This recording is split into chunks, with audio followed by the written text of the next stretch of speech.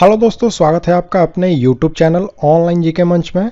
दोस्तों, हमने 1000 important GK का जो सीरीज़ शुरू किया है यह उसका पार्ट 15 है और इसके दूसरे जो पार्ट है उसका लिंक हमने आपको डिस्क्रिप्शन बॉक्स में और ऊपर आई बटन में दिया है, तो वहां से जा कर के आप उन दूसरे पार्ट्स को भी ज़रूर देखें। तो दोस्तों, आज के वीडियो का पहला सवाल है, माइटोकॉन्ड्रिया की खोज किसने की थी? तो अल्टमैन जो है इन्होंने माइटोकॉन्ड्रिया की खोज की थी, लेकिन इसे माइटोकॉन्ड्रिया नाम दिया गया था बेंडा के द्वारा, तो इसे भी ध्यान में रखना है। और यहाँ पर ये जो पैलेडे हैं इन्होंने राइबोसोम की खोज की थी और डी डुवे जो हैं इन्होंने लाइसोसोम की खोज की थी। तो ये सारे काफ़ी इम्पोर्टेंट हैं, इन सबको आपको याद रखना है, ठीक है।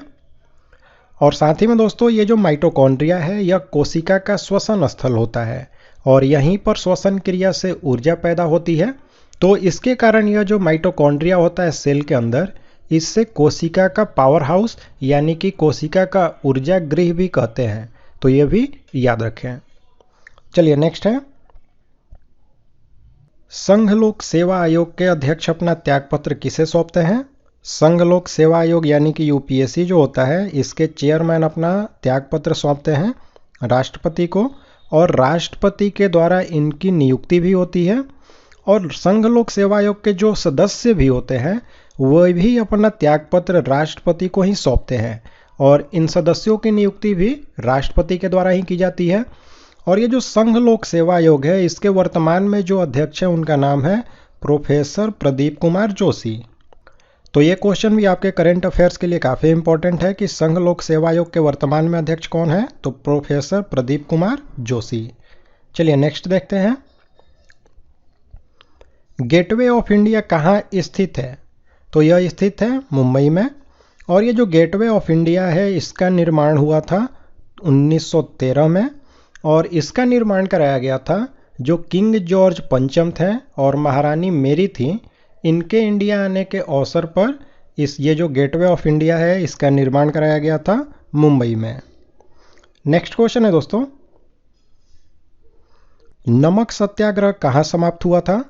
तो ये जो नमक सत्याग्रह यह किया गया था महात्मा गांधी के द्वारा और इसकी शुरुआत इन्होंने की थी साबरमती के आश्रम से 12 मार्च 1930 को। और ये जो नमक सत्याग्रह है इसकी समाप्ति हुई थी दांडी में और 6 अप्रैल 1930 को इसकी समाप्ति हुई थी। इसमें क्या हुआ था कि गांधी जी जो हैं वह साबरमती से 12 मार्च 1930 को चले थे और दांडी में 6 अप्रैल 1930 को पहुंचे थे पैदल चल करके, और वहां पर जाकर के उन्होंने नमक कानून को तोड़ा था। अब यहाँ पे सवाल एक और पूछा जाता है कि गांधी जी ने कितने किलोमीटर की यात्रा पूरी की थी? तो 390 किलोमीटर की, ठीक है। नेक्स्ट है दोस्तों, लोथल नामक का स्थान किस सभ्यता का जहाजी मालघाट था? जहाजी मालघाट यानी कि बंदरगाह था किस सभ्यता का? तो यह था सिंधु घाटी सभ्यता का। यह जो लोथल है यह स्थित है गुजरात में, अहमदाबाद जिला जो है वहीं पर भोगवा नदी है और उसी के किनारे यह लोथल स्थित है। एंजाइम के प्रोटीन भाग को क्या कहते हैं? तो एंजाइम जो होता है एक तरह का जैविक उत्प्रेरक होता है और इसका जो प्रोटीन भाग होता है उसे कहा जाता है एपो एंजाइम। तो ऑप्शन सी राइट आंसर है। नेक्स्ट है, पशु प्रोटीन को प्रथम श्रेणी का प्रोटीन क्यों माना जाता है? तो पशु प्रोटीन में अनिवार्य एमिनो एसिड जो होते हैं वह भरपूर होते हैं, इसी के कारण इसे हम प्रथम श्रेणी का प्रोटीन मानते हैं। यह जो प्रोटीन होता है यह एमिनो एसिड का एक श्रृंखला होता है, ठीक है। आकाशगंगा मंदाकिनी को सबसे पहले किसने देखा था? तो ये जो मंदाकिनी आकाशगंगा है यह हमारी आकाशगंगा है, यानी कि हमारा सौरमंडल इसी मंदाकिनी आकाशगंगा में स्थित है और इसे अंग्रेजी में हम मिल्की वे भी कहते हैं। और इसे सबसे पहले देखा गया था गैलीलियो के द्वारा। अब इसका आकार भी पूछा जाता है कि यह किस आकार का है, तो यह सर्पिलाकार है। चलिए नेक्स्ट क्वेश्चन देखें, चीन की ग्रेट वॉल का निर्माण किसने कराया था? तो चीन के जो पहले शासक थे सी हुआंगती, इन्हीं के द्वारा जो ये ग्रेट वॉल है चीन में इसका निर्माण कराया गया था 220 से 206 ईसा पूर्व के बीच में, ठीक है। इनका नाम क्या था? तो सी हुआंगती। भारत में कृषि आय को मापने के लिए किस पद्धति का प्रयोग किया जाता है? तो भारत में जो कृषि आय है उसको मापने के लिए उत्पादन पद्धति जो है इसी का उपयोग होता है। नेक्स्ट है, पारिस्थितिकी तंत्र में यानी कि इकोलॉजिकल सिस्टम में ऊर्जा का स्रोत क्या है? तो सूर्य जो है यही ऊर्जा का स्रोत है। ये जो सूर्य का प्रकाश होता है इसका उपयोग करके जितने भी पादप यानी कि पेड़ पौधे होते हैं वे प्रकाश संश्लेषण की मदद से अपना भोजन तैयार करते हैं। वस्तु का संवेग किन कारकों पर निर्भर करता है? तो संवेग का फॉर्मूला होता है P बराबर mv। यहाँ पर P जो है यह संवेग है, m जो है यह द्रव्यमान है और v जो है वह गति होती है। यानी कि जो संवेग होता है वह द्रव्यमान और गति का गुणनफल होता है। तो इसका मतलब कि जो संवेग है वह द्रव्यमान और गति इन दोनों पर निर्भर करेगा। तो ऑप्शन डी, ए और सी इसका राइट आंसर होगा। तो चलिए दोस्तों हम नेक्स्ट क्वेश्चन देखते हैं। भारत का सबसे ऊंचा पठार कौन सा है? तो लद्दाख का पठार जो है यही सबसे ऊंचा पठार है भारत का, और यह लद्दाख का पठार तिब्बत का जो पठार है उसी का एक भाग है। ठीक है। पलासी के युद्ध के समय बंगाल का नवाब कौन था? तो पलासी का जो युद्ध है यह हुआ था 23 जून 1757 को, और उस समय बंगाल के नवाब थे ऑप्शन सी, सिराजुद्दौला। गायत्री मंत्र कहाँ से लिया गया है? तो यह ऋग्वेद से लिया गया है, और ऋग्वेद का जो तीसरा मंडल यानी कि तृतीय मंडल है उसी में इस गायत्री मंत्र का उल्लेख है।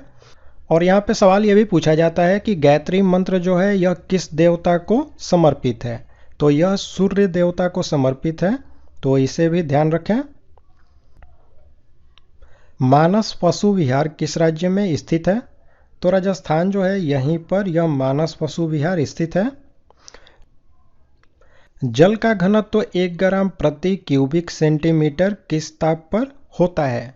तो यह होता है 4 डिग्री सेल्सियस पर, और जल का जो घनत्व है वह सबसे ज़्यादा 4 डिग्री सेल्सियस पर होता है, यानी कि 1 ग्राम प्रति क्यूबिक सेंटीमीटर होता है जल का अधिकतम घनत्व। और 4 डिग्री सेल्सियस पर जो जल का आयतन है वह सबसे कम होता है। ठीक है। भारत संयुक्त राष्ट्र संघ यानी कि यूनाइटेड नेशंस ऑर्गेनाइजेशन में कब शामिल हुआ था? तो भारत शामिल हुआ था 1945 में, और ये जो संयुक्त राष्ट्र संघ है इसकी स्थापना हुई थी 24 अक्टूबर 1945 को। यानी कि भारत जो है वह यूएनओ का संस्थापक सदस्य है, और संयुक्त राष्ट्र संघ जो है इसकी स्थापना 24 अक्टूबर को हुई थी। इसी के कारण संयुक्त राष्ट्र संघ दिवस प्रति वर्ष हम मनाते हैं 24 अक्टूबर को। तो यह भी मोस्ट इंपॉर्टेंट क्वेश्चन है दोस्तों। सोनार अधिकांशतः प्रयोग में लाया जाता है। तो नौ संचालक जो होते हैं उन्हीं के द्वारा यह प्रयोग में लाया जाता है। इसका उपयोग करते हैं समुद्र में कोई वस्तु खो जाती है तो उसका पता लगाने के लिए, और इसका फुल फॉर्म होता है साउंड नेविगेशन एंड रेंजिंग।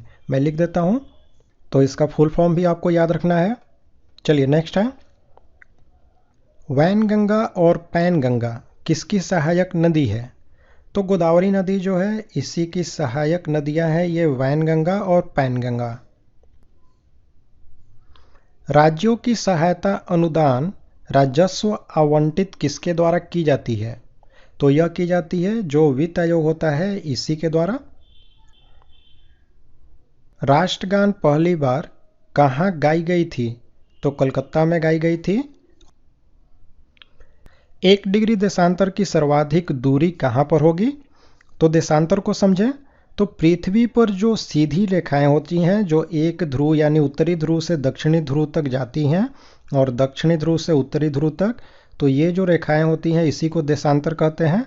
तो इनके बीच की जो सबसे ज़्यादा दूरी होगी वह यहाँ पर विषुवत रेखा पर होगी यानी कि भूमध्य रेखा पर, और सबसे कम दूरी यानी कि न्यूनतम, क्योंकि ये ध्रुव से निकलती हैं तो यहाँ पर इनके बीच की दूरी कुछ नहीं होगी यानी कि शून्य होगी। तो सबसे कम या शून्य दूरी होगी ध्रुव पर। चलिए नेक्स्ट है दोस्तों, इलेक्ट्रॉन त्यागने की प्रवृत्ति को क्या कहते हैं? तो इलेक्ट्रॉन त्यागने की जो प्रवृत्ति होती है उसे कहा जाता है ऑक्सीकरण, और इलेक्ट्रॉन को ग्रहण करने की जो प्रवृत्ति होती है उससे अवकरण कहते हैं। पेड़ों की छाल पर उगने वाले लाइकेन को क्या कहते हैं? तो लाइकेन जो होता है वह कवक और शैवाल के बीच की जो सजीविता होती है उसी को कहा जाता है। और यहाँ पर जो पेड़ की छाल पर जो लाइकेन निकलते हैं उसे कहा जाता है कार्टिकोल्स। तो ऑप्शन सी राइट आंसर है। तो दोस्तों यहाँ पर ये वीडियो समाप्त होती है। अब आपकी बारी है, आप लाइक और कमेंट करके हमें ज़रूर बताएं कि आपको ये वीडियो कैसा लगा, और ज़्यादा से ज़्यादा अपने दोस्तों के साथ शेयर करें।